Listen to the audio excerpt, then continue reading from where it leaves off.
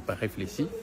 Donc c'est l'instinct qui m'a poussé à faire ça, donc pour pouvoir les sauver au moins, parce que une simple erreur pouvait être fatale. Donc moi je pouvais me retrouver en bas et mort, voilà, sur le coup.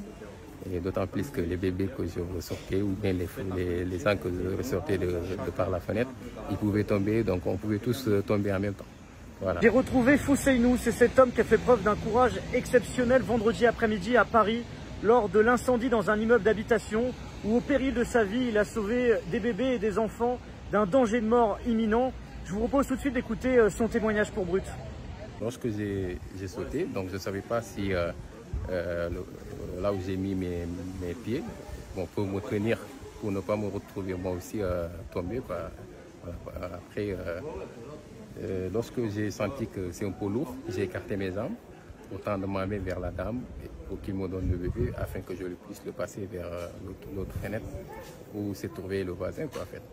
Ainsi de suite, on arrivait à sauver les bébés, plus les adolescents. Et après, il restait juste les femmes qui ont réussi à sauter vers la fenêtre, que je l'ai bloqué contre le mur afin de pouvoir se ressortir de la fenêtre pour les tendre la main, voilà, pour qu'ils suivent le long du mur, quoi.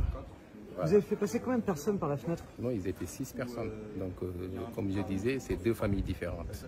C'est l'une des familles qui était allée refuser dans la chambre de l'autre, voilà, sans pouvoir ressortir de l'autre côté vers l'intérieur de la maison, comme il y avait des fumées. Voilà, là où ils étaient, parce qu'ils étaient en situation de désespoir, de désarroi. Voilà, comme ils n'avaient pas espoir de survivre, quoi. Donc, c'est une question de... Voilà, parce qu'il y avait du monde ici qui regardait la scène et qui fumait, qui n'arrivait pas à donner un coup, qui n'avait pas à venir à ce coup, quoi. Voilà, c'est par la suite que moi, j'ai pas réfléchi.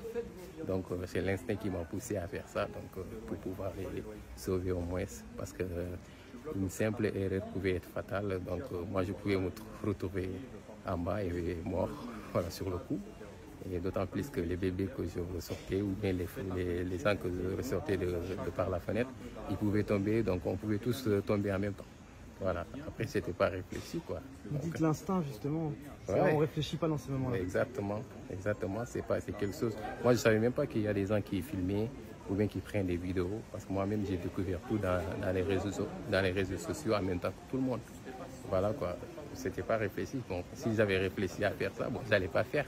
Ouais. Voilà, vu la gravité de la situation et puis le milieu où je me situais, l'endroit là. Après, c'était un peu grave, quoi, en fait. À ce moment-là, on se dit une chose, c'est on a envie de sauver la vie des gens, quoi. Exactement, c'est ça. Ouais. Les réseaux sociaux, justement, depuis hier, les vidéos, elles ont fait des millions de vues. J'imagine que tu as dû avoir beaucoup de retours de proches, de gens. Oui, comment tu vis tous ces commentaires qui te disent bravo? Ouais, moi aussi, c'est juste une appréciation par rapport à mon rencontre et à l'action que j'ai faite. Voilà, mais je ne m'attendais pas à une telle ampleur ou à des commentaires positifs, voilà, de remerciements et de félicitations, quoi. Même si c'est vrai que moi aussi j'étais soulagé et puis fier. J'ai également rencontré Salif qui, quant à lui, réceptionnait les enfants à la fenêtre à proximité. Il m'a jeté son téléphone, il est parti. Il a passé par la fenêtre, donc moi je restais dans la fenêtre pour réceptionner les enfants. On a pris les 4 gosses. Et ensemble, vous avez réussi à sauver toute une famille. Oui, on a sauvé 6 personnes, donc on est très content de sauver les gens, parce que si c'est nous, on a besoin de quelqu'un de sauver. Il y a beaucoup de messages sur les réseaux, justement. Tout le monde au Sénégal, tout le monde m'appelle. Vous êtes des héros, mais tu sais, quand on est des musulmans, plus particulièrement des talibés de Serigne Touba. Donc c'est normal pour qu'on œuvre pour les gens, c'est très normal.